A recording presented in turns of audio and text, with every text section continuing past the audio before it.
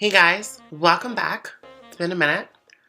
Today we're going to be talking about the name change process and all that it entails and my suggestions and tips on finding a name and so on and so forth.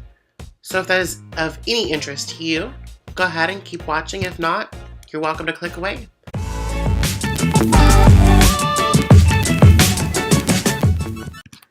Okay guys, so I want to start this video by telling you that these tips or suggestions are totally up to you. You can take heed to them if you want, and you can tell me to screw off. It's your choice. They're just my suggestion. So my first tip or suggestion for your name is going to be try to pick something that's like, okay, and this is totally not out of disrespect to anybody in the porn industry or stripping or whatever, but because people already kind of take us as like this, like, I don't know, this whole sexual encompassing thing, or like, you know, we're like some sort of fetish. I personally was suggesting away from something that is like, I don't know, like your typical, like what people think of, like, you know, just like your sexy names. Okay, so my next suggestion is pick a name that's age appropriate. You wouldn't want to pick something from like 1950. You wouldn't want to name yourself Agnes if you were born in 2000. It's just kind of not dating yourself properly, in my opinion. Also, you wouldn't want to be born in 1950 and pick something that was from 1995, something that was popular around that time. It dates you wrong. And again, if your ideal is to blend in, try to stay traditional to your year. You can totally Google, you know, names that were popular from the year you were born and go through that list, and you don't have to pick the most popular one. You can pick even a rare one that was popular in that time, just to get an idea of whatever. If you really want to be taken seriously, we're already kind of a joke to society. If you want to be taken seriously, you don't want to keep changing your name around. So let's get on to the actual how you change your name. And this is, I'm going to tell you the way to do it that's actually an affordable way. So I went down to the courthouse after looking it up online, and you can even go online and print out the paperwork. You don't have to go to the courthouse, but I went to the courthouse and got the packet and brought it home and looked at it and filled it out. I didn't want to fill it out there. I just wanted to take my time. I didn't want to have to feel rushed, and I want to make sure I had everything and done everything properly. And also I picked up a Indigenous status packet, which just states basically that you can't afford the court fees that they ask for, which where I live is about $600. So that's why I actually didn't change my name until now, being that I've been in transition for over a decade. Was because I could never put that kind of money aside. Things were more important. I'm not one of these types of trans girls where your transition is 100% the utmost important thing. Don't get me wrong, it's important, but my bills and other things are more important. It's more important to me that I have a roof over my head and food in my stomach. Not that there's anything wrong with putting your transition first. If that's important to you, do it. But it wasn't where it was at for me. So after finding out through research online that I could apply for this and more than likely be approved after looking through the guidelines of what you need to be approved for this, I decided that was probably for me, and I went and applied for it on the scene, and I filled out the paperwork and for both packets, turned it in on November 16th, 2018, and was approved that day for Indigenous status. And on that same day, which is something you have to do in order to have a name change, if you've had a background check recently done to their liking, to whatever level that they need, I forget exactly what it was, it tells you in the packet, you can use that background check, or you can go to their list of people who they accept them from. And so I called that day, and I happened to have enough money. I believe it was about $72, I think, with taxes included, to have this background check. I literally got there with minutes barely to spare because they were closing, and I did my background check, my fingerprints and all that, and got it done. So I'm totaling it up right now. There was the $2 printing out all the paperwork from the courthouse, and then when I turned everything in and went to go do my background check, that's $72 with the fingerprints as well and taxes included. Fast forward to December 12th, 2018, I got a letter telling me that my fingerprints and everything had been received and that they were setting a final court date hearing, which was set for January 9th. That date came. Okay, I am a person with severe anxiety. I was so nervous. I get there, I'm like having an internal meltdown because I'm so anxious about what's about to happen, and it's not for anything bad, but courthouses and like stuff like that, official stuff, makes me very nervous anyhow. I'm not sure why, it does. And it was a big deal. It was, almost 12 years in the making. So it was just a big deal, and I was anxious and nervous. So I got there, finally, to my courtroom. I had to wait outside because it was just me and an inmate there who had court. Like I said, it was me and one other case. So I had to wait for him to be done because he was an inmate. And I called my mom, and we were both like, she could tell I was a nervous wreck, and she was trying to calm me down.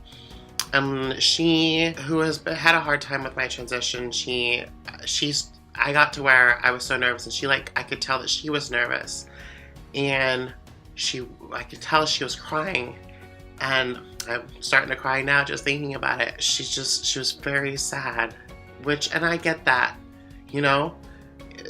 it's a big thing, and it kind of feels like a loss. It does. I was very happy, but when I did it and it was done, it kind of felt like I don't know, it just felt like it was, in a way, it was great. It was amazing. And then there was a part that was bittersweet because it was kind of like I was saying goodbye to somebody, even though it was me. And so I said, tell me that this is okay before I do it, that you're going to be okay with this. And she did. She said she was okay, that she'd be all right.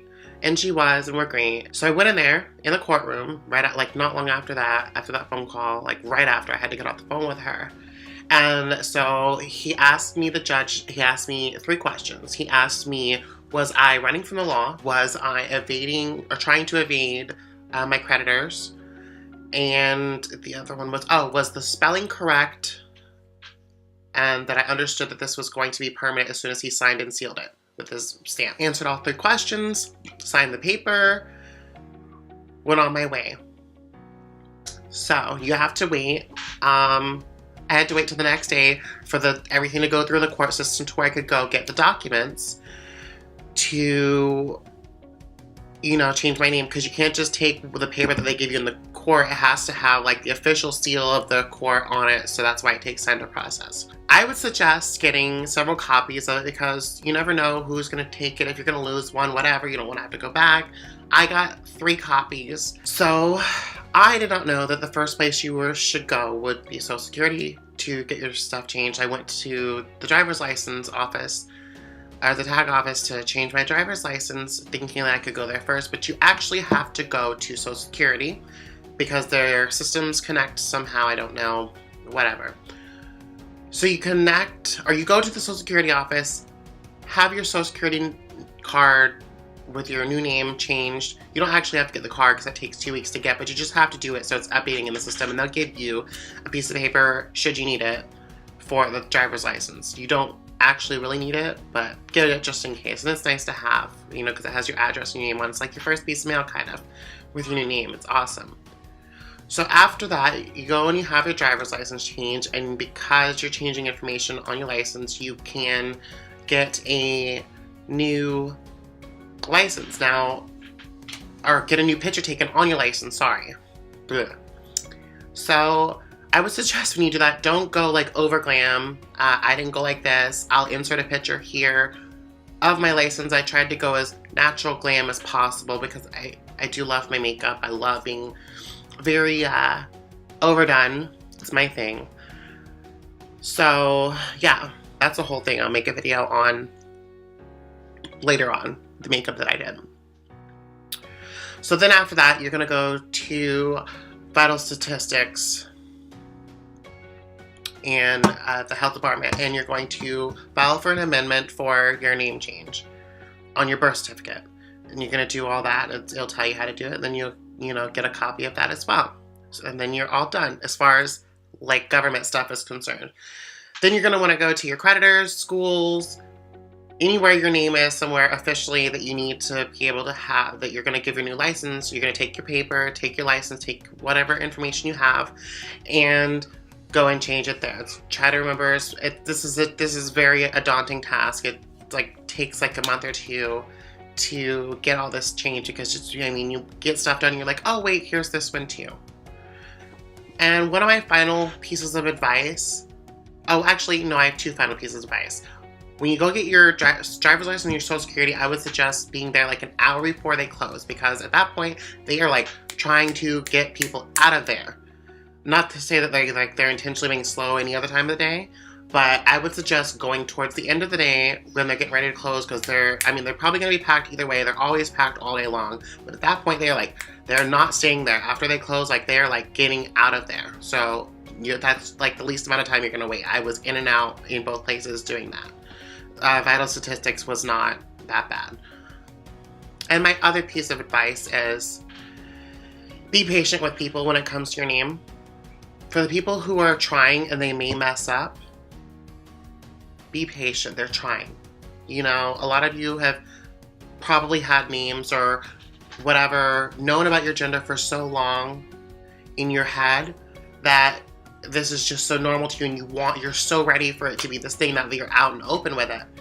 But guess what? Most of the people that you're coming into contact with, and your family and whatnot that have known you all your life, this is new to them. They had no idea, or they might have had an idea but they weren't sure, but this is a totally new thing to them as far as you're concerned. Most of them will come around, and the ones that don't sweat it. You know who you are, and that's all that truly matters at the end of the day. If they're awful about it, I'm not saying you have to let them be, but if they're truly just gonna be that way, then let them, and maybe not have nothing to do with them. It's not that big a deal at that point. But be patient. It takes time. And so long as their heart's in the right place, and maybe they talk to you and just say they're not quite ready because they're uncomfortable, like your parents. Maybe not give everybody the free ride, but like your parents. They named you, they chose your name, and in a way it feels like a loss to them. And maybe some even like a slap in the face. So be patient. They'll come around eventually. My almost 80-year-old grandmother was the best with it. Of course, I wasn't the greatest with her. I forced her to call me that name every time she did. I was super corrective, and that was at the beginning of my transition because I lived with her at the time. But when I did that to other people, it kind of turned them off as far as I'm concerned. So you have to be patient. So with all that said, thanks for watching. Sorry it's long and winded, but I just wanted to make sure I was very thorough. As always, have a great day. Make sure you subscribe, comment, like, turn that notification bell on so you know when I have new content out. And thanks for watching.